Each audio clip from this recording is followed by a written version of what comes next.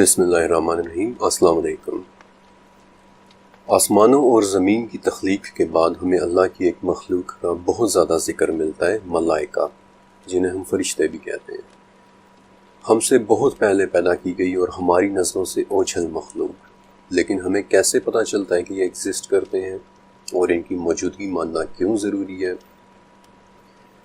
سورہ بقرہ میں 2 جگہ ملائکہ پر یقین رکھنا ایمان کا حصہ بتایا گیا ہے، اور ان دونوں میں سے ایک جگہ تو وہ عظمت والی آیات ہیں کہ جو معراج کے موقع پر 7ویں آسمان میں نازل ہوئی تھیں، اور جن کی مبارکباد دینے کے لیے ایک فرشتہ بالخصوص زمین پر آیا تھا، جس کے متعلق میں آپ کو آگے چل کر بتاؤں گا۔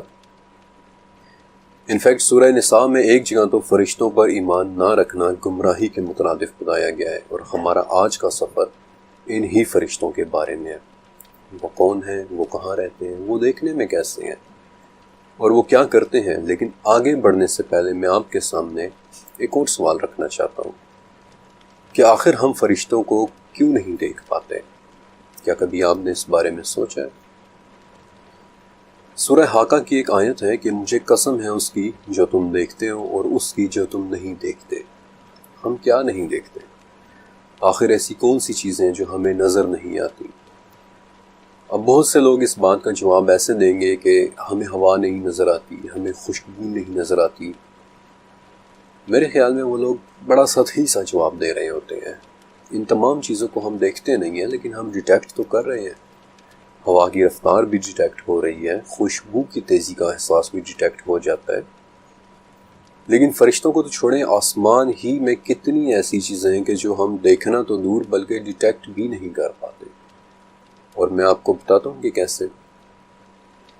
اس کائنات میں جو کچھ بھی دیکھا یا ڈیٹیکٹ کیا جا سکتا ہے وہ 19 قسم کی روشنی یا سگنلز دیتا ہے، جنہیں بینڈز کہتے ہیں، اور یہ 19 بینڈز مل کر وہ پٹی بناتے ہیں جسے اس کائنات کا الیکٹرو میگنیٹک اسپیکٹرم کہتے ہیں۔ اب ٹیکنیکل زبان میں تو یہ اسپیکٹرم مختلف قسم کی فریکوینسیز، ویو لینتھس اور فوٹون انرجیز کا مجموعہ ہوتا ہے، لیکن سادہ الفاظ میں کوئی بھی وہ چیز جو اس انرجی یا اس مادے کی بنی ہو جسے ہم جانتے ہیں، وہ اس اسپیکٹرم پر کہیں نہ کہیں موجود ہونا چاہیے۔ مثلا موبائل فون سے نکلی ہوئی شعاعیں کہ جو نظر تو نہیں آتی لیکن وہ ریڈیو ویوز کے بینڈ پر موجود ہیں۔ ایسے ہی مائکرو ویو یا الٹرا وائلٹ شعاعیں کہ جو نظر تو نہیں آتی لیکن ہم ان کی حدت محسوس کر لیتے ہیں، وہ بھی اسی بینڈ پر موجود ہیں۔ البتہ اس پٹی پر الٹرا وائلٹ اور انفراریڈ کے درمیان ایک چھوٹا سا حصہ پایا جاتا ہے۔ انفیکٹ یہ حصہ اتنا چھوٹا ہے کہ اس پوری پٹی کا صرف 0.0035% حصہ ہے، اور اس چھوٹے سے حصے کا نام ہے ویزیبل اسپیکٹرم، اور صرف یہی وہ حصہ ہے جو ہمیں نظر آتا ہے، وہ حصہ کہ جو 7 رنگوں سے بنی ہوئی روشنی کا بینڈ ہے اور جسے ہماری آنکھیں دیکھ پاتی ہیں۔ آپ اس کا مطلب جانتے ہیں؟ اس کا مطلب یہ ہے کہ اگر اس کائنات میں موجود 2 لاکھ مختلف چیزیں ہمارے سامنے رکھی جائیں تو ہم ان 2 لاکھ میں سے صرف 7 چیزوں کو ہی دیکھ سکیں گے۔ یعنی سادہ الفاظ میں 99.9965% کائنات ہماری نگاہوں سے ہی پوشیدہ ہے، چھپی ہوئی ہے، ڈھکی ہوئی ہے۔ اور اگر کسی چیز کی تخلیق اس الیکٹرو میگنیٹک اسپیکٹرم کی پٹی سے باہر کی ہے، کسی اور مادے کی ہے جو اس پٹی پر موجود نہیں ہے، تو پھر دیکھنا تو درکنار، ہم اسے ڈیٹیکٹ بھی نہیں کر پائیں گے۔ لہٰذا ایک بات تو بہت شروع میں ہی طے ہو جاتی ہے کہ ہمارے آج کے اس سفر میں بھی سائنس ہماری کوئی زیادہ مدد نہیں کر پائے گی۔ نتیجتاً اس چیپٹر میں بھی ہمارا مین سورس قرآن اور حدیث ہی ہوگا۔ فرشتوں کی تخلیق سے متعلق حضرت عائشہ رضی اللہ تعالیٰ عنہا سے مروی ایک حدیث ہے کہ اللہ تعالیٰ نے فرشتوں کو نور سے پیدا کیا ہے، جنات کو آگ کے شعلے سے، اور آدم کو اس مادے سے کہ جسے تمہارے لیے بیان کر دیا گیا ہے۔ اب فرشتوں کی تخلیق نور سے کی گئی ہے، نور جسے ہم اردو میں ٹھنڈی روشنی کہہ دیتے ہیں، لیکن در حقیقت یہ کون سی روشنی ہے یہ بات کوئی نہیں جانتا۔ البتہ اتنا تو طے ہے کہ یہ 7 رنگوں والی یعنی ویزیبل اسپیکٹرم والی روشنی تو بالکل نہیں ہے، اور میرے خیال میں اس حدیث کے آخری حصے سے یہ بات بھی واضح ہو جاتی ہے کہ ہمارے علاوہ ان دونوں مخلوقات کی تخلیق کسی ایسے مادے سے ہے جس کی تفصیل کو ہمارے لیے بیان نہیں کیا گیا ہے۔ قرآن پاک میں فرشتوں کے لیے عربی لفظ ملائکہ استعمال ہوا ہے، جس کے دو ماخذ ہو سکتے ہیں۔ پہلا ملکہ، یعنی اس نے بادشاہی کی، یا پھر اس کا دوسرا ماخذ ایک عبرانی، ایک ہبریو لفظ ملخ، یعنی پیغام رساں بھی ہو سکتا ہے۔ اور یہ دونوں ماخذ اپنی جگہ ٹھیک بیٹھتے ہیں، کیونکہ فرشتے اللہ کی بادشاہی میں بھی آتے ہیں اور اسی کے حکم سے پیغام رسانی بھی کرتے ہیں۔ پھر قرآن و حدیث سے ہی ہمیں یہ بھی پتہ چلتا ہے کہ فرشتوں کی کوئی جسمانی ضرورت نہیں ہے۔ تھک جانا، کھانا پینا، غصہ کرنا، یہ ان کی فطرت میں نہیں ہے، الا یہ کہ کسی خاص فرشتے کی تخلیق ہی اس فطرت پر ہوئی ہو۔ آگے چل کر میں آپ کو ایک ایسے فرشتوں کے بارے میں بھی بتاؤں گا کہ جو بنے ہی غصے اور سختی کے لیے۔ اور ابو العالیہ رحمۃ اللہ علیہ فرماتے ہیں کہ تخلیق کے 6 دنوں میں سے ملائکہ کی تخلیق بدھ کے دن ہوئی تھی۔ میں ان فرشتوں سے بات شروع کروں گا کہ جو عام تخلیق کے ہیں، جو انسانوں کے زیادہ قریب رہتے ہیں، اور پھر اپنے سفر میں آہستہ آہستہ میں آپ کو ان سے بڑے فرشتوں، ان سے طاقتور فرشتوں اور ان فرشتوں کے بارے میں بھی بتاؤں گا کہ جو فرشتوں کی ہائرارکی میں سب سے اوپر ہے۔ انسان کے قریب رہنے والے فرشتے اس کی پیدائش ہی سے اس کے ساتھ منسلک ہو جاتے ہیں۔ اللہ کے نبی صلی اللہ علیہ وآلہ وسلم نے فرمایا تھا کہ انسان کی پیدائش شروع ہوتے ہی اللہ رحم مادر میں ایک فرشتہ مقرر کر دیتا ہے کہ جو کہتا ہے، یا رب اب یہ نطفہ ہے، یا رب اب یہ علقہ ہے، یا رب اب یہ مضغہ ہو چکا ہے۔ پھر جب اللہ کے حکم سے ماں کے پیٹ میں انسان کی خلقت پوری ہو جاتی ہے تو وہ پوچھتا ہے کہ یا رب یہ مذکر ہے یا مؤنث، یا رب یہ بدبخت ہوگا یا نیک بخت، یا رب اس کی عمر کتنی ہے، اور یا رب اس کے مقدر میں روزی کتنی ہے۔ اور پھر اللہ کے حکم سے وہ فرشتہ اس انسان کی روزی، اس کی عمر، اس کا رزق اور اس کا نیک یا بد ہونا لکھ دیتا ہے۔ پھر جب وہ فرشتہ فارغ ہو کر چلا جاتا ہے تو ایک دوسرا فرشتہ آ کر اس نومولود یعنی اس بچے کی حفاظت کرتا ہے، یہاں تک کہ اس بچے کو سمجھ بوجھ آ جائے۔ پھر وہ فرشتہ بھی چلا جاتا ہے اور اس کی جگہ انسان کا نامہ اعمال لکھنے والے 2 فرشتے آ جاتے ہیں۔ پھر موت کے وقت وہ 2 فرشتے بھی چلے جاتے ہیں اور ملک الموت یعنی موت کا فرشتہ آ جاتا ہے۔ پھر وہ فرشتہ بھی روح لے کر چلا جاتا ہے اور قبر میں سوال اور جواب کرنے والے فرشتے آتے ہیں جنہیں ہم منکر نکیر کہتے ہیں۔ الغرض انسان کی پیدائش سے لے کر اس کی موت کے بعد تک کچھ فرشتے ہر وقت اس کے قریب ہوتے ہیں۔ لیکن ان فرشتوں کے متعلق ہم کیا جانتے ہیں؟ سورہ انفطار، یقیناً تم پر نگہباں عزت والے لکھنے والے مقرر ہیں کہ جو کچھ تم کرتے ہو وہ اسے جانتے ہیں۔ یہ آیت کرامن کاتبین کے بارے میں ہے۔ کرامن کاتبین ہمارے قریب موجود فرشتوں میں سے 2 فرشتے ہیں۔ یہ وہ فرشتے ہیں کہ جو ہمارے تمام نامہ اعمال لکھ رہے ہیں، لیکن انہیں کرامن یعنی باعزت کیوں کہتے ہیں؟ کیونکہ ابن عباس رضی اللہ تعالیٰ عنہ سے روایت ہے کہ آپ صلی اللہ علیہ وسلم نے فرمایا، اللہ نے ان فرشتوں کو بہترین اخلاق عطا فرمائے ہیں، یہ قبیح اعمال کے وقت انسان سے پیچھے ہٹ جاتے ہیں۔ اور ابن ابی حاتم میں روایت ہے کہ کرامن کاتبین نامی یہ 2 فرشتے 2 حالتوں میں انسان سے پیچھے ہٹتے ہیں۔ پہلی حالت کہ جب وہ حالت جنابت میں ہو یا پھر جب وہ غسل کر رہا ہو۔ انہی کرامن کاتبین فرشتوں کا ذکر سورہ یونس میں بھی ہے۔ ہمارے قریب رہنے والے فرشتوں کی ایک اور قسم سورہ رعد میں ہے، معقبات۔ سورہ رعد کی آیت ہے کہ اس کے لیے اس کے آگے اور پیچھے معقبات مقرر ہیں کہ جو اللہ کے حکم سے اس کی حفاظت کرتے ہیں۔ معقبات انسان کے آگے اور پیچھے اس کی حفاظت کے لیے مقرر ہونے والے فرشتے۔ ابن جریر میں، تفسیر ابن جریر میں حضرت عثمان رضی اللہ تعالیٰ عنہ سے روایت ہے کہ میں نے آپ صلی اللہ علیہ وسلم سے پوچھا کہ یا رسول اللہ، انسان کے ساتھ کتنے فرشتے ہوتے ہیں؟ تو آپ صلی اللہ علیہ وسلم نے 10 فرشتوں کا ذکر کیا تھا، جن میں سے ایک ایسا بھی تھا کہ جو حلق کی حفاظت کرتا ہے، 2 وہ فرشتے کہ جو آنکھوں کی حفاظت کرتے ہیں، اور حضرت علی رضی اللہ تعالیٰ عنہ سے روایت ہے کہ ہر انسان کے ساتھ اس کی حفاظت کرنے والے فرشتے مقرر ہیں، اور اگر اللہ کی مرضی نہ ہو تو کوئی شخص کسی کو چاہ کر بھی قتل نہیں کر سکتا، کیونکہ اس کی حفاظت کے لیے اللہ کے حکم سے اس پر فرشتے اس کی پروٹیکشن کرتے ہیں۔ اور یہ فرشتے صرف 2 حالتوں میں اس کے پاس سے ہٹتے ہیں، ایک تب کہ جب تقدیر میں لکھا ہوا پیش آ جائے، یا پھر جب موت کا وقت آ جائے۔ اور انہی نگہبان پروٹیکٹیو فرشتوں کا ذکر سورہ طارق میں بھی ہے کہ کوئی ایسا نہیں کہ جس پر نگہبان فرشتہ نہ ہو. These are the guardian angels. لیکن اللہ کے خاص لوگوں کے لیے حفاظت بھی خاص ہو جاتی ہے. مثلا سعد بن وقاص نے رضی اللہ تعالیٰ عنہ نے احد کے موقع پر دیکھا کہ دو لوگ سفید کپڑوں میں ملبوس آپ صلی اللہ علیہ وسلم کو اپنی حفاظت میں لیے بڑی سختی کے ساتھ کافروں سے لڑ رہے ہیں. سعد بن وقاص کہتے ہیں کہ ان دونوں کو میں نے نہ ہی کبھی اس سے پہلے دیکھا تھا اور نہ ہی کبھی اس کے بعد دیکھا. سورہ سجدہ میں ہم پر مقرر ایک اور فرشتے کا ذکر ہے. کہہ دیں کہ تمہیں موت کا فرشتہ موت دے گا جو تم پر مقرر کیا گیا ہے. موت کے فرشتے کو قرآن پاک میں صرف ملک الموت یعنی موت کا فرشتہ ہی کہہ کر بلایا گیا ہے. اور ابن ابی حاتم کی روایت میں آپ صلی اللہ علیہ وسلم کی حدیث ہے کہ ملک الموت زمین کے تمام بحری و بری علاقوں سے پوری طرح واقف ہے. وہ اس میں رہنے والوں کے بارے میں روزانہ 5 مرتبہ تحقیق کرتے ہیں کہ ان میں سے کس کی موت کا وقت آ چکا ہے، لیکن اللہ کے حکم کے بغیر وہ چاہ کر بھی کسی کی روح کو قبض نہیں کر سکتے. اسلامک لٹریچر میں موت کے فرشتے کو عموماً حضرت اسرائیل علیہ السلام کے حوالے سے منسوب کیا جاتا ہے. اور آپ کی دلچسپی کے لیے بتا دیتا ہوں کہ اسلام سے سکھ مذہب میں اڈاپٹ کی جانے والی چیزوں میں یہ نام بھی شامل ہے. جہاں گرو گرنتھ کے پہلے اور 5ویں محل میں یعنی چیپٹر میں وہ اسرائیل نامی ایک فرشتے کا ذکر کرتے ہیں کہ جو روگوں کی روحیں نکالتا ہے.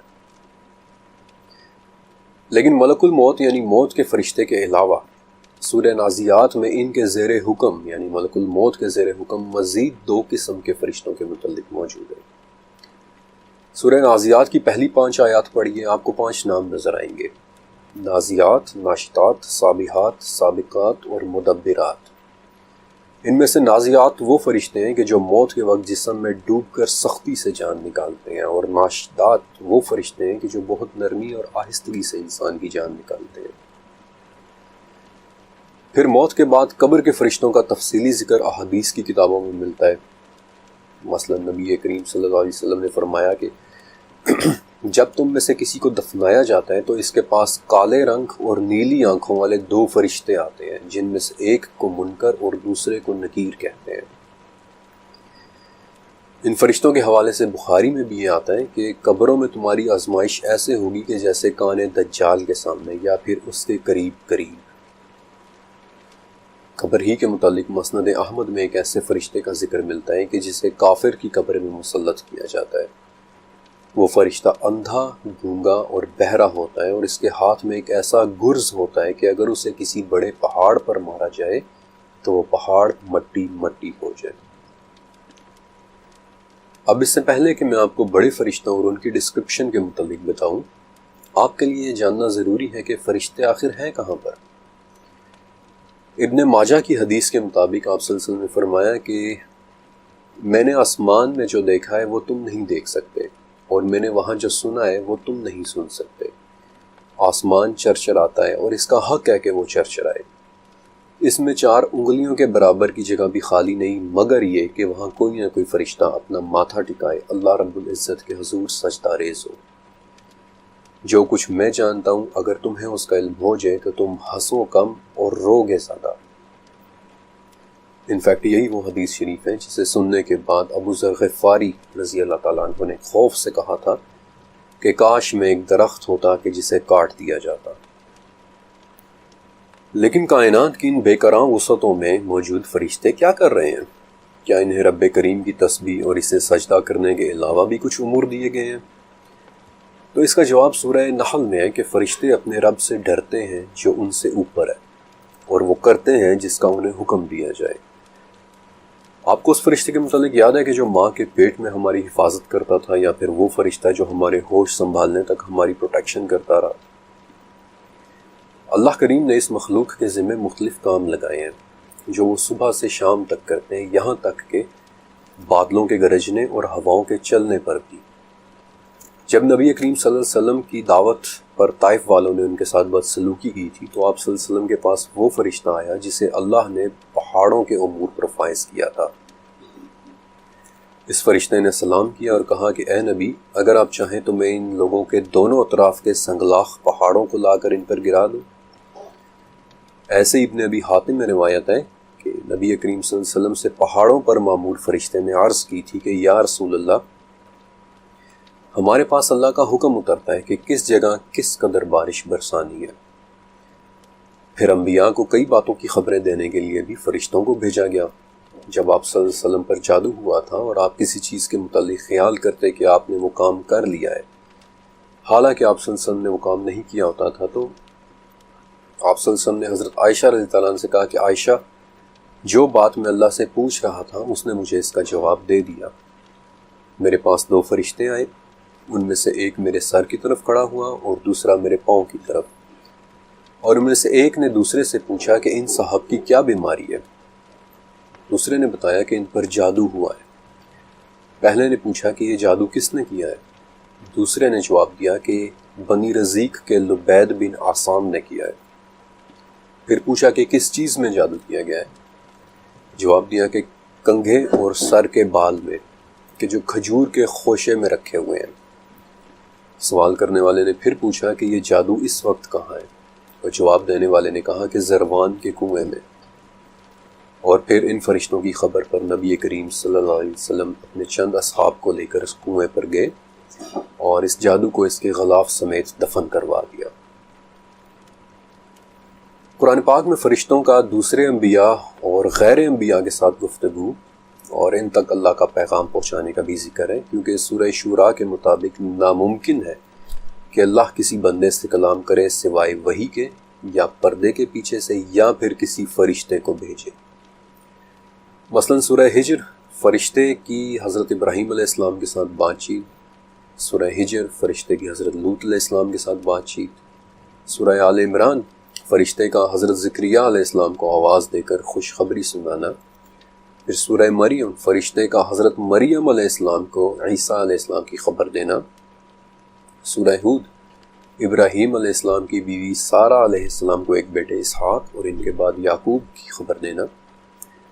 قرآن پاک میں مریم علیہ السلام اور سارہ علیہ السلام کی بھی فرشتوں کے ساتھ گفتگو کا ذکر ہے کہ جو نبی نہیں تھی، لیکن غیر نبی انسانوں کے ساتھ گفتگو کے وقت فرشتے ہمیشہ انسانی شکل میں ہوتے ہیں، اور یہ بات سورہ مریم میں منشن ہے کہ فرشتہ آدمی بن کر ظاہر ہوا، اور اس کی وجہ میں آپ کو آگے چل کر بتاؤں گا۔ بلکہ بخاری کی ایک حدیث کے مطابق آپ صلی اللہ علیہ وسلم نے فرمایا کہ بنی اسرائیل میں کچھ لوگ ایسے بھی ہوئے ہیں کہ وہ نبی نہیں تھے، لیکن پھر بھی فرشتے ان کے ساتھ باتیں کیا کرتے تھے۔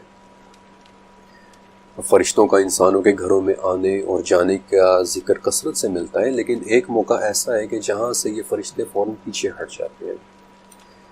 نبی کریم صلی اللہ علیہ وسلم نے فرمایا کہ فرشتے ان گھروں میں داخل نہیں ہوتے ہیں جن میں کتا یا تصویر ہو، لیکن کچھ فرشتے ایسے ہیں کہ جن کا احادیث میں خصوصی طور پر آنے کا ذکر ملتا ہے۔ مثلاً مسلم کی ایک حدیث کے مطابق ایک مرتبہ حضرت جبرائیل علیہ السلام آپ صلی اللہ علیہ وسلم کے پاس بیٹھے ہوئے تھے کہ آسمان سے ایک ایسی آواز آئی کہ جیسی دروازہ کھلنے کی آواز ہوتی ہے۔ حضرت جبرائیل علیہ السلام نے سر اوپر آسمان کی طرف اٹھایا اور کہا کہ آج آسمان میں وہ دروازہ کھلا ہے جو آج سے پہلے کبھی نہیں کھولا گیا تھا۔ اور اس وقت ایک فرشتہ اترا جس کے لیے جبرائیل علیہ السلام نے کہا کہ یہ وہ فرشتہ ہے کہ جو آج سے پہلے کبھی زمین پر نہیں آیا۔ اس فرشتے نے سلام کیا اور آپ صلی اللہ علیہ وسلم کو مبارک دی اور آپ کو 2 نور ملنے کی خوشخبری سنائی اور کہا کہ یہ آپ سے پہلے کبھی کسی نبی کو نہیں دیے گئے، لیکن یہ آپ کو دیے جائیں گے۔ ان میں سے پہلا نور سورہ فاتحہ اور دوسرا نور سورہ بقرہ کی آخری 2 آیات ہیں۔ پھر مسند احمد میں ایک روایت ہے کہ نبی کریم صلی اللہ علیہ وسلم نے ام سلمہ رضی اللہ تعالیٰ عنہا سے فرمایا تھا کہ مجلس کو درست اور ٹھیک ٹھاک کر دیں، کیونکہ آج وہ فرشتہ آ رہا ہے جو آج سے پہلے زمین پر کبھی نہیں آیا۔ انفیکٹ یہ وہی فرشتہ تھا جس نے آپ صلی اللہ علیہ وسلم کو حسین رضی اللہ تعالیٰ عنہ کے قتل کی خبر دی تھی، اور وہ سرخ مٹی بھی دکھائی تھی کہ جہاں حسین رضی تعالیٰ عنہ نے شہید ہونا تھا۔ لیکن یہ فرشتے زمین پر آتے کیسے ہیں، یا زمین سے آسمان کی طرف جاتے کیسے ہیں؟ سورہ معارج کی 4 آیت سے پتہ چلتا ہے کہ فرشتے ایسے راستوں کے ذریعے اترتے اور چڑھتے ہیں کہ جو ایک طرح کے راستے ہیں۔ اس آیت کے مطابق یہ وہ راستے ہیں کہ جن سے فرشتہ 50,000 سال کا سفر ایک ہی دن میں طے کر لیتا ہے۔ بلکہ ترمذی میں تو فرشتوں کے ان راستوں کو استعمال کرنے کا طریقہ بھی لکھا ہوا ہے کہ کوئی بھی فرشتہ زمین سے لا حول ولا قوت الا باللہ کہے بغیر نہیں اڑ سکتا یا اٹھ سکتا۔ اب بڑے فرشتوں کے متعلق بتانے سے پہلے میں 3 ایسے ناموں کے بارے میں آپ کو بتانا چاہتا ہوں جن کے حوالے سے مجھے زیادہ انفارمیشن نہیں مل سکی، لیکن ان کے فائز ہونے کے مقامات بہت حیرت انگیز ہیں۔ ان میں سے پہلا نام ہے ارتیائیل نامی ایک فرشتہ کا، کہ جو بنی آدم کے دل سے رنج و غم کو دور کرنے پر فائز ہے۔ دوسرے فرشتے کا نام کعب بن احبار سے ملی ایک روایت میں ہے۔ وہ کہتے ہیں کہ جنت میں ایک فرشتہ ہے جس کا نام بھی مجھے معلوم ہے۔ وہ فرشتہ اپنی پیدائش سے لے کر اب تک جنتیوں کے لیے زیور بنا رہا ہے، اور وہ قیامت تک اسی کام میں مگن رہے گا۔ اور اگر اس کے بنائے ہوئے زیورات میں سے ایک کنگن بھی اس دنیا میں آ جائے تو سورج کی روشنی اس طرح مدھم ہو جائے گی کہ جیسے سورج کے نکلنے پر چاند ماند پڑ جاتا ہے۔ اور تیسرا نام ہے سورہ کہف والے ذوالقرنین کا، جنہیں حضرت عمر رضی اللہ تعالیٰ عنہ کے ایک قول کی بنیاد پر کچھ علماء فرشتہ ہی مانتے ہیں۔ اب یہاں سے آگے میں آپ کو آسمان کی طرف لے کر جاؤں گا کہ جہاں ہمیں چند بڑے اور چند بہت ہی طاقتور فرشتے ملیں گے۔ جو حدیث معراج ابن عباس رضی اللہ تعالیٰ عنہ سے مروی ہے، اس میں وہ معراج کی رات نبی کریم صلی اللہ علیہ وسلم کے کئی فرشتوں کو دیکھنے کا ذکر کرتے ہیں، اور اس حدیث کی بنیاد پر آگے چل کر 10ویں صدی کے شافعی اسکالر ابو اسحاق الثعلبی نے بھی اپنی تفسیر میں فرشتوں کے متعلق بڑی ڈیٹیل لکھی ہے، جس میں وہ پہلے آسمان رقیع پر موجود حبیب نامی ایک فرشتے کا ذکر کرتے ہیں کہ جس کا آدھا جسم برف سے بنا ہے اور آدھا جسم آگ سے، اور ایسی برف کہ نہ وہ آگ کو بجھاتی ہے اور ایسی آگ کہ وہ نہ برف کو پگھلاتی ہے۔ اس تفسیر میں آگے چل کر تیسرے آسمان یعنی کیدوم کے اوپر 70,000 سروں والے ایک فرشتے کا بھی ذکر ہے۔ انفیکٹ اس کے بارے میں مزید تفصیل حضرت علی رضی اللہ تعالیٰ عنہ کی ایک روایت میں ملتی ہے کہ ایک فرشتہ ایسا ہے جس کے 70,000 منہ ہیں، ہر منہ میں 70,000 زبانیں ہیں، ہر زبان پر 70,000 لغات یعنی لینگویجز ہیں، اور ان تمام زبانوں سے وہ اللہ تعالیٰ کی تسبیح بیان کرتا ہے، اور اللہ اس کی ہر تسبیح سے ایک ایسے فرشتے کو پیدا کرتا ہے کہ وہ دوسرے فرشتوں کو تو دیکھ سکتے ہیں لیکن دوسرے فرشتے انہیں نہیں دیکھ سکتے۔ اسی طرح الثعلبی کی تفسیر میں چوتھے آسمان یعنی معونہ پر کسفائیل نام کے ایک فرشتے کا ذکر ہے کہ جو آنسوؤں کا فرشتہ بھی کہلاتا ہے، اور 5ویں آسمان یعنی ریقا پر جہنم کے داروغہ فرشتے مالک کے ہونے کا ذکر ملتا ہے۔ اس فرشتے مالک کے متعلق سورہ زخرف میں ہے کہ جہنمی اس کا نام لے لے کر پکار کر کہیں گے کہ اے مالک، کاش تیرا رب ہمیں موت ہی دے دے، اور وہ جواب میں کہے گا کہ نہیں نہیں، تمہیں ہمیشہ یہی رہنا ہے۔ مالک رب تعالیٰ کے پراسرار ترین فرشتوں میں سے ایک ہے، نہ صرف مالک خود بلکہ ان کے زیر حکم کام کرنے والے تمام فرشتے بھی، اور میں چاہتا ہوں کہ ان کے بارے میں آپ کو ضرور بتاؤں۔ سورہ علق کی 10ویں آیت سے آگے دراصل ایک واقعے کے متعلق ہے۔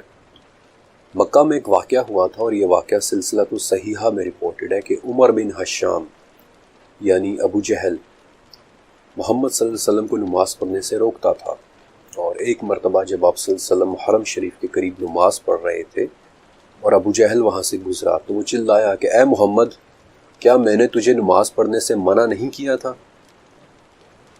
اور اس پر آپ صلی اللہ علیہ وسلم نے بھی اس نے آپ صلی اللہ علیہ وسلم سے سخت دھمکی آمیز باتیں بھی کہی تھیں، لیکن آپ صلی اللہ علیہ وسلم نے بھی اسے کڑا جواب دیا تھا، اور اس پر وہ مزید غصے ہوا اور کہنے لگا کہ اے محمد، تو مجھے کس چیز سے ڈرا رہا ہے؟ اس وادی میں سب سے زیادہ حمایتی اور مجلس والے میرے ہیں۔ اور ابو جہل کی اسی بات پر سورہ علق کی 17ویں اور 18ویں آیت نازل ہوئی تھی کہ یہ اپنی مجلس والوں کو بلا لے، ہم بھی زبانیہ کو بلا لیں گے۔ اور صحیح مسلم میں اس سے آگے کے الفاظ ہی ہیں کہ ابو جہل نے آگے بڑھ کر محمد الرسول اللہ صلی اللہ علیہ وسلم کی گردن پر اپنا پاؤں رکھنا چاہا تھا، لیکن وہ اچانک الٹے پاؤں پیچھے ہٹا اور اپنے ہاتھوں سے خود کو بچانے لگا۔ اور جب اس سے پوچھا گیا کہ کیا ہوا تھا تو اس نے بتایا کہ میرے اور محمد کے درمیان آگ کا ایک گڑھا، دہشت ناک منظر اور بہت سارے پر حائل ہو گئے تھے، اور نبی کریم صلی اللہ علیہ وسلم نے فرمایا کہ اگر وہ میرے قریب آتا تو فرشتے اس کی بوٹی بوٹی نوچ لیتے۔ زبانیہ بذات خود ایک بہت ہی پراسرار ٹرم ہے۔ آنکھ کے گڑھے میں بے تحاشا دہشت ناک پر، ان کے متعلق ایک اشارہ بیسکلی سورہ مدثر میں بھی ہے کہ اس پر 19 ہے۔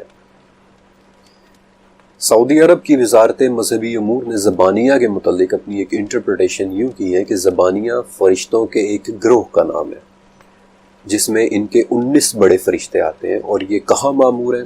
سورہ مدثر ہی کی 26ویں اور 27ویں آیت میں ان کے ہونے کی جگہ کا بھی ذکر ہے کہ سقر۔ اور یہ سقر کیا ہے؟ اس کا جواب سورہ مدثر میں آنے والے ایک واقعے کے آخر میں ہے۔ یہ واقعہ دراصل 11ویں آیت سے شروع ہو رہا ہے کہ سورہ مدثر مجھے اور اس کو چھوڑ دے جسے میں نے اکیلا پیدا کیا ہے۔ بعض علماء کے نزدیک یہ ولید بن مغیرہ کی طرف اشارہ ہے، اور اس سے آگے کی آیات میں آتا ہے کہ ہم نے اسے بڑی کشادگی دی، اس نے غور کر کے ایک تجویز سوچی، اسے ہلاکت ہو کہ اس نے کیسی تجویز سوچی، اس نے دیکھا، اس نے تیوری چڑھائی اور اس نے منہ بنایا، پھر پیچھے ہٹ گیا اور غرور کیا اور کہنے لگا کہ یہ تو صرف ایک جادو ہے جسے کہیں سے نقل کیا گیا ہے، ان قریب میں سے سقر میں ڈالوں گا، اور تجھے کیا خبر کہ سقر کیا ہے؟ نہ وہ کسی کو زندہ رہنے دیتی ہے اور نہ ہی وہ کسی کو مرنے دیتی ہے۔ مجھے یہ تو نہیں پتا کہ یہ سب پڑھتے ہوئے آپ کے ذہن میں کیا منظر ہوتا ہے، یہ سب سنتے ہوئے آپ کیا فیل کرتے ہیں، لیکن بعض اوقات ایسی آیات کے بارے میں بولتے ہوئے لکھتے ہوئے جو کیفیت مجھ پر طاری ہوتی ہے، اس کے لیے شاید میرے پاس سے ایک خاموشی کے علاوہ اور کوئی لفظ نہیں ہوتا۔ ان قوی اور ہیبت ناک فرشتوں کے بعد میں آپ کو ایک بہت خوبصورت جگہ کے بارے میں بتانا چاہتا ہوں کہ جس کی اللہ پاک نے سورہ طور میں قسم بھی اٹھائی ہے۔ بیت المعمور، 7ویں آسمان یعنی غریبہ پر موجود ایک عبادت کا جس میں فرشتے عبادت کرتے ہیں۔ بیت المعمور کے معنی ہی آباد اور ایک بھرے ہوئے گھر کے ہے۔ مشکات المصابیح کی حدیث کے مطابق یہ عبادت گھر فرشتوں سے اس طرح بھرا ہوا رہتا ہے کہ روزانہ 70,000 فرشتے اس میں عبادت کے لیے آتے ہیں، اور پھر دوبارہ قیامت تک ان کی باری نہیں آتی۔ یہی وہ بیت المعمور ہے جس کی دیوار کے ساتھ نبی کریم صلی اللہ علیہ وسلم نے معراج کی رات حضرت ابراہیم علیہ السلام کو ٹیک لگائے بیٹھے دیکھا تھا۔ اس میں عبادت کرتے فرشتوں کے حوالے سے صحیح مسلم میں ایک بہت پیاری حدیث ہے۔ نبی کریم صلی اللہ علیہ وسلم نے فرمایا کہ ہمیں یعنی مسلمانوں کو لوگوں پر 3 باتوں کے ذریعے فضیلت دی گئی ہے، جن میں سے ایک یہ ہے کہ ہماری صفیں فرشتوں کی صفوں کی طرح بنائی گئی ہیں۔ ان کے بعد میں آپ کو ان 2 میں سے ایک ایسے فرشتے کے متعلق بتانا چاہتا ہوں جن کا نام نہ صرف قرآن پاک میں منشن ہے بلکہ اللہ تعالیٰ نے فرمایا ہے کہ جو ان کا دشمن ہے وہ خود اللہ کا دشمن ہے۔ حضرت میکائیل علیہ السلام، جنہیں علماء اس بات سے منسوب کرتے ہیں کہ اللہ نے ان کے ذمے اپنی مخلوق کو روزی پہنچانے کی ذمہ داری دے رکھی ہے، یا پھر کچھ علماء کے مطابق یہ ان فرشتوں کو کمانڈ کرتے ہیں کہ جو قدرت کے قوانین پر مامور ہے، مثلا نباتات کا اگانا یا بارش کا برسانا وغیرہ۔ اور یہ ان فرشتوں میں سے بھی ہیں جن پر آپ صلی اللہ علیہ وسلم نے اپنی دعا میں سلامتی بھی بھیجی ہے۔ مسند احمد میں علی بن حسین رحمۃ اللہ علیہ کہتے ہیں کہ حضرت میکائیل علیہ السلام کا نام عبید اللہ ہے۔ سلسلۃ الصحیحہ کی ایک حدیث کے مطابق نبی کریم صلی اللہ علیہ وسلم نے ایک مرتبہ جبرائیل علیہ السلام سے پوچھا کہ جبرائیل، میں نے کبھی میکائیل کو ہنستے ہوئے نہیں دیکھا۔ تو جبرائیل علیہ السلام نے عرض کیا کہ یا رسول اللہ صلی اللہ علیہ وسلم، جب سے جہنم بنی ہے میکائیل ہنسے نہیں ہے۔ اس سے آگے مسند احمد کی حدیث میں ملتا ہے کہ پھر آپ صلی اللہ علیہ وسلم نے پوچھا کیا میکائیل نے آپ سے مزاحن کبھی کوئی بات کہی ہے؟ تو اس پر جبرائیل بولے کہ وہ مجھ سے مزاحن صرف اتنا ہی پوچھ سکتے ہیں کہ کہیں میں بھی آگ سے تو نہیں بنا۔ میکائیل علیہ السلام کے بعد ایک اور بڑے فرشتے جنہیں اللہ نے ایک بہت بڑے کام کے لیے مامور کر رکھا ہے، قیامت کے دن سور کے پھونکنے پر۔ سور کے جو ترمذی کے مطابق ایک سینگ جیسی کوئی چیز ہے کہ جس میں پھونکے جانے کے بعد قیامت نے واقع ہو جانا۔ مسند احمد میں آپ صلی اللہ علیہ وسلم فرماتے ہیں کہ میں کیسے آرام کر سکتا ہوں جبکہ اسرافیل سور پر منہ لگائے ہوئے اس میں پھونکنے کو تیار کھڑے ہیں اور وہ صرف حکم الہی کے منتظر ہیں۔ ابو ہریرہ رضی اللہ عنہ سے روایت ہے کہ آپ صلی اللہ علیہ وسلم نے فرمایا جب سے اسرافیل کو سور پھونکنے کی ذمہ داری دی گئی ہے وہ تیار حالت میں عرش کی طرف نظریں جمائے کھڑے دیکھ رہے ہیں، اس ڈر سے کہ کہیں انہیں آنکھ کے جھپکنے سے پہلے ہی حکم نہ دے دیا جائے، اور ان کی آنکھیں ایسی ہیں کہ جیسے چمکدار ستارے۔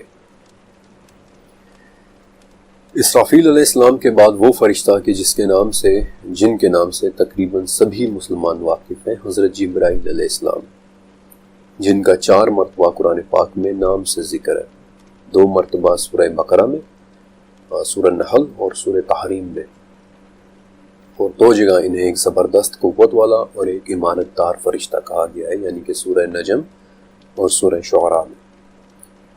جبرائیل علیہ السلام وہ فرشتے ہیں کہ جنہوں نے کئی انبیاء کے ساتھ کمیونیکیٹ کیا ہے، اور ان کے سپورٹ بڑی ہی طاقت اور قوت والے کام ہیں، مثلاً وحی کا لانا یا قوموں پر شدت والا عذاب لانا۔ علی بن حسین رحمۃ اللہ علیہ کہتے ہیں کہ ان کا نام عبداللہ ہے۔ یہی وہ فرشتے ہیں کہ جو پہلی وحی یعنی اقرا بسم ربک الذی خلق لے کر نازل ہوئے تھے، اور یہی وہ فرشتے ہیں کہ جو آپ صلی اللہ علیہ وسلم کو اپنے ساتھ معراج کی رات 7ویں آسمان پر اور سدرۃ المنتہا تک لے کر گئے تھے۔ جبرائیل علیہ السلام آپ صلی اللہ علیہ وسلم کی خدمت میں کبھی داہیہ بن خلیفہ کلبی کی شکل میں آتے ہیں، اور کبھی ایک ایسے شخص کی صورت میں کہ جس کے کپڑے نہایت سفید اور بال انتہائی کالے ہوتے ہیں۔ جبرائیل علیہ السلام وہ فرشتے ہیں کہ جنہیں آپ صلی اللہ علیہ وسلم نے 2 مرتبہ ان کی اصل حالت میں دیکھا ہے، ایک مرتبہ مکہ میں اور ایک مرتبہ معراج کی رات سدرۃ المنتہا کے پاس۔ جبرائیل علیہ السلام کی اصل صورت ایسی ہے کہ ایک بہت ہی عظیم الشان قوت والا فرشتہ کہ جن کے 600 گہرے سبز رنگ کے پر ہیں، جن میں سے ہر ایک پر پورے کے پورے افق پر چھایا ہوا ہے، اور ہر ایک پر میں سے موتی، زمرد، یاقوت اور جواہرات جیسی اشیاء جھڑ رہی ہوتی ہیں، اور جن کی حقیقت سوائے اللہ رب العزت کی اور کوئی نہیں جانتا۔ اس فرشتے کو مکہ میں دیکھنے والے واقعے کے بارے میں نبی محمد صلی اللہ علیہ وسلم فرماتے ہیں کہ میں غار حرا میں اعتکاف کے بعد وادی میں اترا اور چلا جا رہا تھا کہ میں نے آواز سنی۔ میں نے آگے پیچھے دائیں بائیں دیکھا لیکن کوئی نظر نہیں آیا۔ مجھے پھر وہ آواز سنائی دی اور میں نے پھر دیکھا، اور جب تیسری مرتبہ آواز سنائی دی تو میں نے سر اوپر اٹھا کے دیکھا تو اسی فرشتے کو زمین اور آسمان کے درمیان ایک کرسی پر بیٹھے ہوئے پایا کہ جو میرے پاس غار حرا میں آیا تھا۔ میں اس سے ڈر گیا، یہاں تک کہ میں زمین پر گر پڑا اور گھر آنے پر کمبل اوڑھنے کی خواہش ظاہر کر دی۔ اور اس موقع پر پھر سورہ مدثر کی وہ آیات نازل ہوئی تھی کہ اے کپڑا اوڑھنے والے اٹھ اور آگاہ کر دے۔ اور دوسری مرتبہ جبرائیل علیہ السلام کو ان کی اصل شکل میں دیکھنے والے واقعے کے بارے میں آپ کو اس چیپٹر کے آخر میں بتاؤں گا، لیکن جبرائیل اور ایک اور فرشتے کے متعلق مسند احمد میں ایک واقعہ درج ہے کہ ایک مرتبہ آپ صلی اللہ علیہ وسلم کی خدمت میں کچھ یہودی آئے اور کہا کہ ہم آپ سے 5 سوالات کریں گے، اور اگر آپ ہمیں ان کے جوابات دے دیں تو ہم پہچان لیں گے، ہم آپ کو ریکوگنائز کر لیں گے کہ آپ ہی نبی ہیں، اور پھر ہم آپ کی اتباع بھی کریں گے۔ بلکہ نبی کریم صلی اللہ علیہ وسلم نے اس پر ان سے عہد بھی لیا تھا۔ ان یہودیوں کا چوتھا سوال یہ تھا کہ یہ رعد کون ہے؟ آپ صلی اللہ علیہ وسلم نے فرمایا کہ رعد اللہ کے فرشتوں میں سے ایک فرشتہ ہے جس کے ذمے بادل ہیں، اور اس کے ہاتھ میں آگ کا ایک کوڑا ہے کہ جس کے ساتھ وہ ان بادلوں کو چلاتا چلا جاتا ہے اس جگہ پر جہاں اللہ نے انہیں چلانے کا حکم دیا ہوتا ہے۔ یہودیوں نے کہا کہ یہ آواز کیا ہے کہ جو اس کی سنی جاتی ہے؟ آپ صلی اللہ علیہ وسلم نے فرمایا کہ یہ اس کے کوڑے کی آواز ہے۔ انہوں نے کہا کہ آپ صلی اللہ علیہ وسلم نے سچ کہا، اور پھر انہوں نے اپنا 5واں سوال کیا کہ ہر نبی کے لیے ایک فرشتہ مقرر ہوتا ہے کہ جو اس کے پاس وحی لے کر آتا ہے، آپ کا ساتھی فرشتہ کون ہے؟ اس پر آپ صلی اللہ علیہ وسلم نے جواب دیا کہ میرا ساتھی فرشتہ جبرائیل ہے۔ اور جب یہودیوں نے جبرائیل علیہ السلام کا نام سنا تو وہ اٹھ کھڑے ہوئے اور کہنے لگے کہ جبرائیل، یہ فرشتہ تو جنگ، لڑائی اور عذاب لے کر آتا ہے، یہ تو ہمارا دشمن فرشتہ ہے۔ ہاں اگر آپ میکائیل کہتے کہ جو رحمت، نباتات اور بارش لے کر آتا ہے تو ہم آپ کی بات مان لیتے۔ اور پھر اسی پر سورہ بقرہ کی وہ آیت نازل ہوئی تھی کہ جو شخص جبرائیل کا دشمن ہو جس نے آپ کے دل پر اللہ کا پیغام اتارا ہے تو اللہ بھی اس کا دشمن ہے۔ اب یہاں سے اس چیپٹر کا وہ حصہ شروع ہوتا ہے کہ جس کے اندر میں فرشتوں کی شکل و صورت کے بارے میں بات کروں گا۔ اب زیادہ تر انسان جب فرشتوں کے متعلق سوچتے ہیں تو وہ یہی تصور کرتے ہیں کہ ایک بہت ہی خوبصورت اور معصوم سی صورت، اور شاید اسی وجہ سے جب عزیز مصر کی بیوی کی محفل میں آنے والی عورتوں نے یوسف علیہ السلام کو دیکھا اور اپنی انگلیاں کاٹ لیں تو سورہ یوسف کے مطابق ان کی زبان سے یہ نکلا کہ حاشا اللہ، یہ انسان نہیں بلکہ کوئی بہت ہی بزرگ فرشتہ ہے۔ لیکن تمام فرشتے ایسے نہیں ہیں۔ اگر آپ کو منکر نکیر کا چہرہ یاد ہے کہ سیاہ رنگت اور نیلی آنکھیں، یا پھر زبانیہ، آگ کے گڑھے میں بہت سارے پر، یا پھر پہلے آسمان رقیہ پر موجود وہ فرشتہ کہ جس کا آدھا جسم برف کا ہے اور آدھا جسم آگ کا بنا ہوا ہے، یا پھر تیسرے آسمان کیدوم پر موجود 70,000 سروں والا وہ فرشتہ کہ جس کے 70,000 منہ ہیں اور ہر منہ میں 70,000 زبانیں ہیں۔ ذرا ان مناظر کو اپنے تصور میں لائیں۔ میرا نہیں خیال کہ 70,000 سر امیجن کر کے آپ کا دل دہلے بغیر رہ نہیں سکے گا۔ قرآن پاک میں ایک جگہ فرشتوں کی ایک ڈسکرپشن بتائی گئی ہے کہ ان کے پر ہوتے ہیں۔ سورہ فاطر کی پہلی آیت میں 2 3 اور 4 پروں والے فرشتوں کا ذکر ہے، اور یہ بھی کہ اللہ اپنی مخلوق میں جو چاہتا ہے زیادہ کرتا ہے۔ ابن عمر رضی اللہ تعالیٰ عنہ فرماتے ہیں کہ نبی کریم صلی اللہ علیہ وسلم کے زمانے میں غیر شادی شدہ نوجوان تھا اور مسجد نبی میں سویا کرتا تھا، اور میں دیکھتا کہ جو شخص بھی کوئی خواب دیکھتا وہ آپ صلی اللہ علیہ وسلم سے اس کا تذکرہ کرتا۔ تو ایک دن میں نے سوچا کہ اے اللہ، اگر تیرے نزدیک مجھ میں کوئی خیر ہے تو مجھے بھی کوئی خواب دکھا تاکہ میں بھی باقی لوگوں کی طرح آپ صلی اللہ علیہ وسلم سے اس کی تعبیر پوچھ سکوں۔ ابن عمر کہتے ہیں کہ پھر میں سویا اور میں نے 2 فرشتے دیکھے جو میرے پاس آئے اور وہ مجھے لے کر چلے، اور پھر ان کے ساتھ ایک تیسرا فرشتہ بھی آ گیا اور اس نے مجھ سے کہا، ڈرو نہیں، تم نیک آدمی ہو۔ اور پھر یہ حدیث آگے چلتی ہے۔ لیکن کیا وجہ کہ فرشتے نے انہیں نہ ڈرنے کا کہہ کر تسلی دی، بلکہ بائبل میں اکثر مقامات پر جہاں فرشتے کی بات چیت کا تذکرہ آتا ہے وہ مقام ہمیشہ ڈرو نہیں سے شروع ہوتا ہے، فیئر ناٹ۔ 7ویں صدی کے اسکالر محمد بن مسلم برق نامی ایک فرشتے کے بارے میں بتاتے ہیں کہ جس کے 4 منہ ہیں، ایک منہ انسان جیسا، ایک منہ بیل جیسا، ایک منہ شیر جیسا اور ایک منہ گدھ جیسا، اور جب وہ دم ہلاتا ہے تو بجلی کڑکتی ہے۔ اب ذرا ان 4 جانوروں کے سروں والے فرشتے کو امیجن کریں کہ اگر وہ آپ کے سامنے آ جائے تو آئی ڈونٹ تھنک کہ آپ اسے آسانی سے برداشت کر پائیں گے۔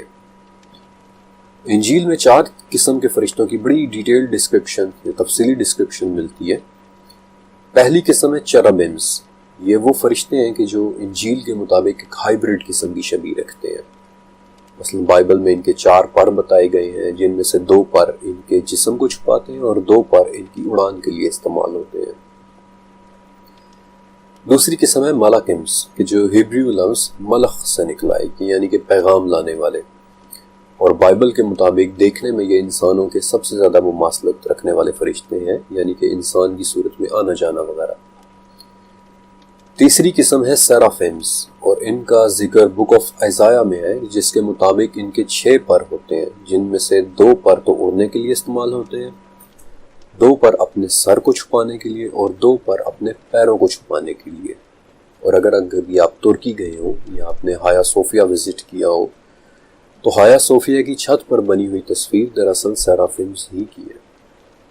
اور بائبل کے مطابق چوتھی قسم اوفانمز ہے، کہ جو شاید سب سے زیادہ عجیب شکل کے فرشتے ہیں، آسمان میں اڑتے ہوئے سونے کے پہیوں جیسے فرشتے، جن کے باہر کئی آنکھیں بنی ہوئی ہوتی ہیں۔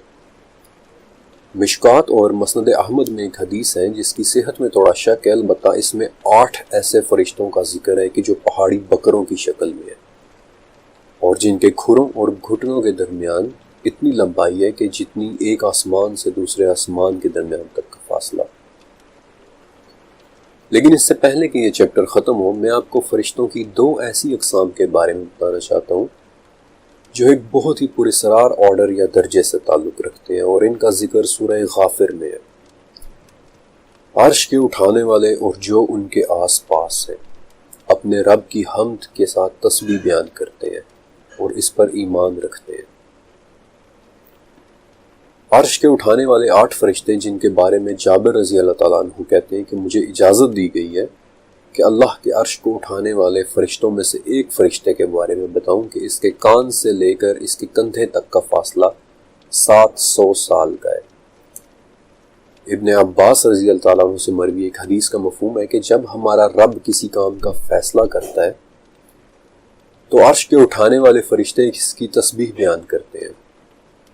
پھر ان کے قریب والے فرشتے بھی اس کی تسبیح بیان کرتے ہیں، اور ایسے ایک ایک کر کے وہ تسبیح نچلے آسمانوں تک آتی ہے، یہاں تک کہ دنیا کے آسمان تک پہنچ جاتی ہے۔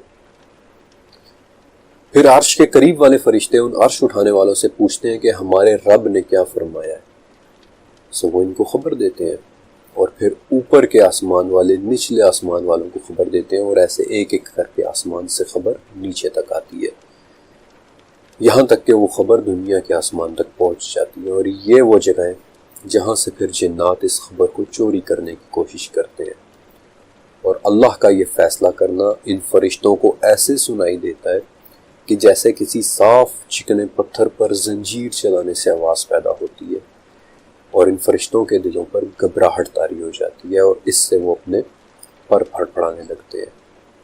اور عرش کو اٹھانے والوں کے آس پاس یہ کون سے فرشتے ہیں؟ ان کا ذکر مجھے قرآن پاک میں 4 مختلف مقامات پر ملا، جہاں انہیں مقربون کا نام دیا گیا ہے، یعنی قریب رہنے والے مقرب فرشتے۔ سورہ مطففین، سورہ نساء، سورہ غافر اور سورہ حامیم سجدہ، بلکہ سورہ حامیم سجدہ کے مطابق مقربون عرش اٹھانے والوں سے مختلف آرڈر یا درجے کے فرشتے ہیں کہ جو ہر وقت سبحان اللہ کی تسبیح بیان کرتے ہیں۔ سورہ مطففین کے مطابق یہی وہ مقربون ہے کہ جو عرش کے قریب موجود علیین کو دیکھ رہے ہیں۔ علیین کہ جس کا مطلب بلندیوں کی بھی بلندیاں ہیں، ایک لکھی ہوئی کتاب ہے جہاں نیکوں کی روحیں اور ان کے نامہ اعمال محفوظ کیے جاتے ہیں، اور مقربون ہمیشہ اس کے پاس رہتے ہیں۔ یہی وہ مقربون ہے کہ جن کے متعلق خواجہ میر درد نے وہ مشہور شعر بھی لکھا تھا کہ درد دل کے واسطے پیدا کیا انسان کو، ورنہ طاعت کے لیے کچھ کم نہ تھے کروبیاں۔ مقربون، کروبیاں، حمد بیان کرنے والے فرشتے۔ اور حیرت کی بات یہ ہے کہ 3500 سال پرانے عاشوری لٹریچر کی سٹڈی کے دوران مجھے ایک لفظ ملا تھا کارب، کہ جو ایک ایسی مخلوق کے لیے استعمال ہوتا ہے جو ہر وقت تعریف بیان کرتی ہے۔ اور ان مقربون یا کروبیاں کے متعلق بہت زیادہ تفصیل ایک 13ویں صدی میں لکھی جانے والی کتاب کتاب العجائب و غرائب الموجودات اس کے اندر بھی ہے، لیکن وہ تفصیل پھر کسی اور دن کے لیے۔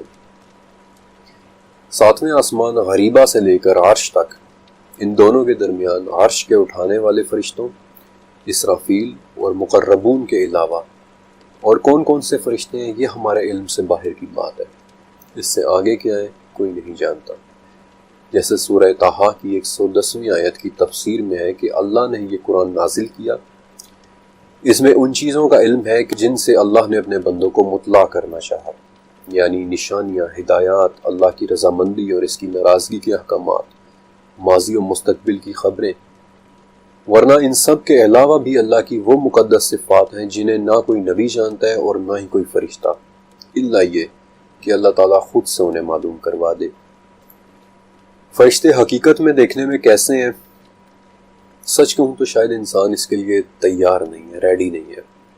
انسان کا دماغ شاید اسے قبول نہ کر پائے، اسے سمجھ نہ پائے، وہ خوفزدہ ہو جائے، گھبرا جائے۔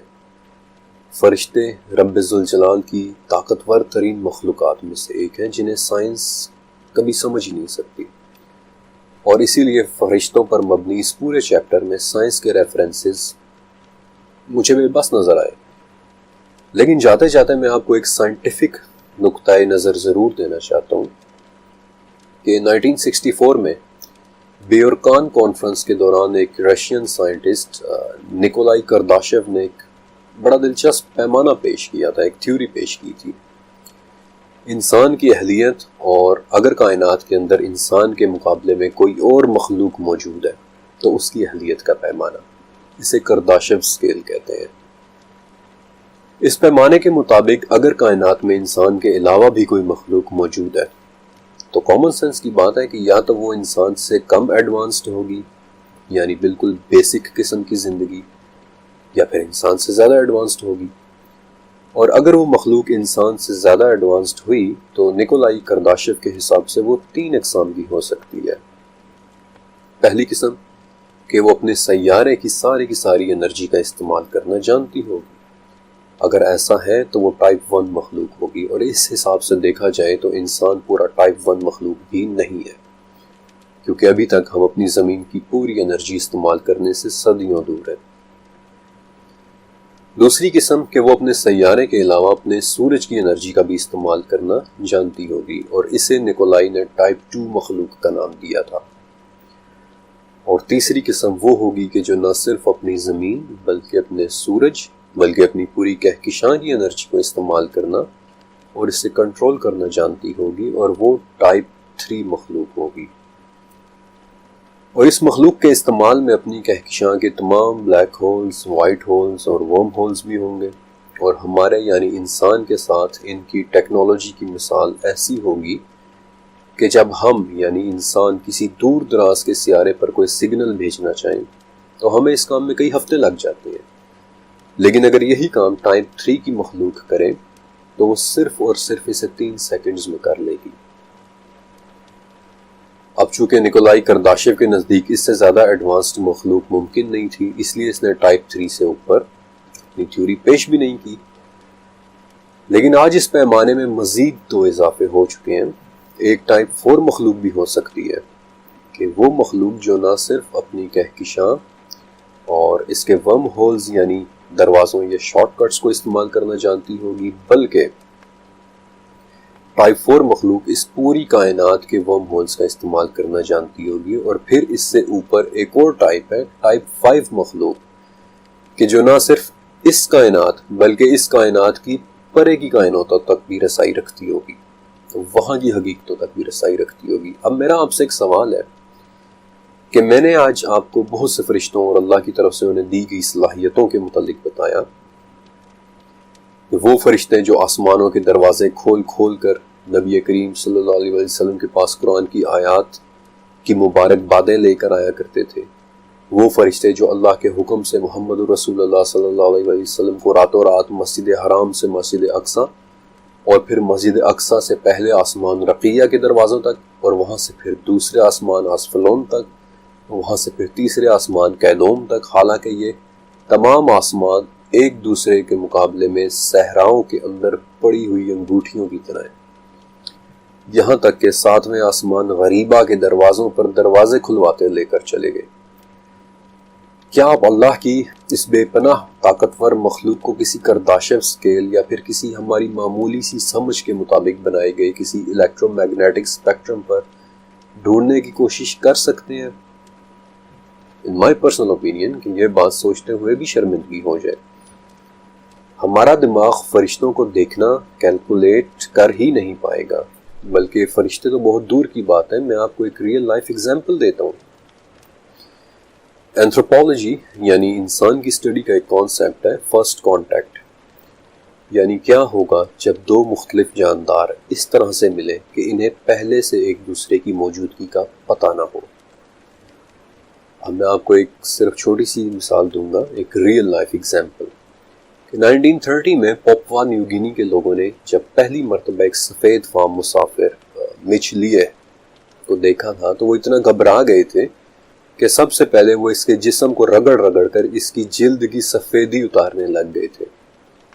وہ لوگ یہ سمجھے تھے کہ یہ گورا شاید کسی بیماری سے گورا ہوا ہے یا اس کے جسم پر سفید مٹی لگی ہوئی ہے۔ وہ لوگ ایک گورا دیکھ کر گھبرا گئے تھے۔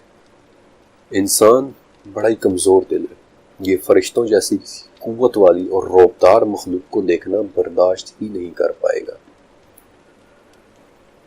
اب اس چیپٹر میں نے آپ سے وعدہ کیا تھا کہ آخر میں آپ کو نبی کریم صلی اللہ علیہ وسلم کے حضرت جبرائیل علیہ السلام کو دوسری مرتبہ ان کی اصل شکل دیکھنے کے بارے میں بتاؤں گا۔ سورہ نجم 5 سے 18 نمبر کی آیات میں ان آیات اور معراج کی مختلف احادیث کا خلاصہ آپ کے سامنے رکھ رہا ہوں کہ نبی کریم صلی اللہ علیہ وسلم نے معراج کی رات اللہ تعالیٰ کے بنائے ہوئے کچھ عظیم الشان مشاہدات کیے تھے۔ چھٹے آسمان دقنا کہ جو سونے اور سرخ پتھروں سے بنا ہوا ہے، جہاں ایک عظیم الشان درخت سدرۃ المنتہا ہے جس کی جڑیں چھٹے آسمان دقنا اور شاخیں 7ویں آسمان غریبہ تک جاتی ہیں۔ ایک ایسا درخت جس پر سونے سے بنے ہوئے پروانے منڈلاتے رہتے ہیں اور دنیا کی کوئی مخلوق اس کے رنگوں کی خوبصورتی کو بیان نہیں کر سکتی۔ یہ وہ مقام تھا کہ جہاں نبی کریم صلی اللہ علیہ وسلم نے حضرت جبرائیل علیہ السلام کو دوسری مرتبہ ان کی اصل شکل میں دیکھا، اس حالت میں کہ ان کے گہرے سبز رنگ کے 600 پر تھے جنہوں نے تمام افق کو ڈھانپا ہوا تھا اور ان کے عظیم الشان پروں سے موتی، زمرد اور یاقوت جھڑ رہے۔ اور ایک روایت میں ہے کہ جب جبرائیل علیہ السلام کو ورائے حجاب رب ذوالجلال کی موجودگی کا احساس ہوا تو وہ اسی وقت وہیں پر سجدے میں گر پڑے تھے۔ اب صرف ایک لمحے کے لیے تصور کریں، اس منظر کو امیجن کریں کہ ایک عظیم الشان درخت جس کی جڑیں چھٹے اور شاخیں ساتویں آسمان میں ہو، جس کے رنگوں اور جس کی خوبصورتی کو دنیا کی کوئی مخلوق بیان نہ کر سکتی ہو، جس پر سونے کے بنے ہوئے پروانے منڈلا رہے ہو، اور وہاں ایک عظیم الشان بزرگ فرشتہ ہمارے واحد معبود رب ذوالجلال والاکرام کی بارگاہ میں سجدہ ریز ہو۔ اپنی 35 سالہ زندگی کے دوران میں نے اس سے زیادہ طاقتور اور اس سے زیادہ خوبصورت منظر کبھی بھی تصور نہیں کیا۔ اور اسی لیے سورہ نجم کی 18ویں آیت میں آتا ہے کہ بے شک اس نے اپنے رب ذوالجلال کی بڑی بڑی نشانیوں میں سے بعض نشانیاں دیکھ لی۔ اس چیپٹر کا اختتام میں ترمذی کی ایک بڑی پیاری حدیث کے ساتھ کرنا چاہتا ہوں کہ حضرت محمد مصطفیٰ صلی اللہ علیہ وسلم نے فرمایا کہ کچھ فرشتے ایسے بھی ہیں کہ جو زمین میں گھومتے پھرتے رہتے ہیں، جب وہ کسی قوم کو اللہ کا ذکر کرتے پاتے ہیں تو وہ ان کے پاس بیٹھ جاتے ہیں، اور بعد میں جب یہ فرشتے آسمان کی طرف جاتے ہیں تو اللہ تعالیٰ ان سے پوچھتا ہے کہ میرے بندے کیا کر رہے ہیں، حالانکہ وہ خوب جانتا ہے۔ فرشتے جواب دیتے ہیں کہ یا رب وہ تیری تعریف اور بزرگی بیان کر رہے ہیں۔ اللہ فرماتا ہے کہ کیا انہوں نے مجھے دیکھا ہے؟ فرشتے کہتے ہیں کہ اللہ انہوں نے آپ کو نہیں دیکھا۔ پھر اللہ فرماتا ہے کہ اگر وہ مجھے دیکھ لیتے تو کیا ہوتا؟ پھر وہ پوچھتا ہے کہ وہ لوگ کیا چاہتے ہیں اور کیا مانگتے ہیں؟ فرشتے کہتے ہیں کہ یا رب وہ جنت مانگتے ہیں۔ اللہ تعالیٰ پوچھتا ہے کہ کیا انہوں نے جنت دیکھی ہے؟ فرشتے کہتے ہیں کہ نہیں یا رب انہوں نے جنت نہیں دیکھی۔ تو اللہ فرماتا ہے کہ اگر وہ دیکھ لیتے تو کیا ہوتا؟ پھر اللہ تعالیٰ پوچھتا ہے کہ وہ کس چیز سے دور بھاگتے ہیں؟ فرشتے کہتے ہیں کہ یا رب وہ جہنم سے بچنا چاہتے ہیں۔ اللہ تعالیٰ پوچھتا ہے کہ کیا انہوں نے جہنم کو دیکھا ہے؟ فرشتے کہتے ہیں کہ نہیں یا رب۔ اللہ تعالیٰ فرماتا ہے کہ اگر وہ دیکھ لیتے تو کیا ہوتا؟ اور پھر اللہ تعالیٰ ان فرشتوں سے فرماتا ہے کہ میں تمہیں گواہ بنا کر کہتا ہوں کہ میں نے ان سب لوگوں کی مغفرت کر دی ہے۔ فرشتے کہتے ہیں کہ یا اللہ ان میں ایک شخص ایسا بھی تھا کہ جو مجلس میں آپ کے ذکر کے لیے نہیں بلکہ اپنے کسی کام کے لیے آیا تھا۔ اللہ تعالیٰ پھر فرماتا ہے کہ وہ لوگ ایسے ہیں کہ ان کا ہم نشین بھی محروم نہیں رہ سکتا، تم گواہ رہو کہ میں نے اس شخص کو بھی بخش دیا کہ جو ان کے پاس اپنی ضرورت سے آیا تھا۔ سچ کہوں تو مجھے اپنا آپ اس آخری شخص کی طرح لگتا ہے کہ جو علم کی تلاش میں صرف اس لیے پھرتا ہے کہ وہ اپنے رب کی بڑائی بیان کر سکے، اور یہ ڈاکیومنٹری لکھنے کی وجہ صرف اور صرف یہی تھی کہ میں اپنے اللہ کا ذکر بیان کروں۔ شاید اللہ ان فرشتوں کو گواہ بنا کر مجھے بھی معاف کر دے۔